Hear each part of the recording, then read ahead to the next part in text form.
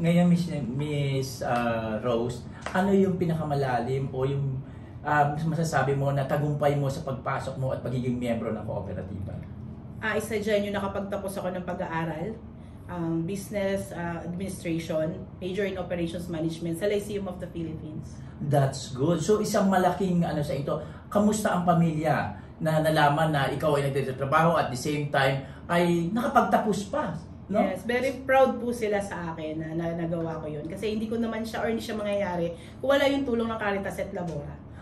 Ano yung pwede mong sabihin sa mga nagnanais din na umangat bilang miyembro lang na sa pinagdaanan mo at sa journey mo dito sa kooperatiba? So ano lang, huwag kayong tumigil na mangarap at maabot yung mga pangarap na yun. Kasi nandito ang Caritas et Labora, gagawin niya na tulungan tayo para maabot natin yung mga pangarap natin na yun. So akala ko imposible before, eto na siya.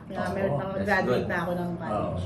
So malaking pasasalamat, maaari bang pasalamatan natin ang kooperatiba sa panibagong yugto ng iyong journey sa buhay ng pagiging miyembro ng kooperatiba? Yes, una-una maraming salamat sa Panginoon dahil sa binigay niyang pagkakataon na ito kay Father Anton at sa pamunuan ng Caritas et Labora at higit sa lahat sa mga kapwa kamay-ari, mga miyembro ng Caritas et Labora na kung hindi po dahil sa inyo ay hindi ko po maabot yung aking pangarap na makapagtapos. And gagawin ko po yung lahat para maibalik po sa inyo yung binigay niyo din po sa akin opportunity na to.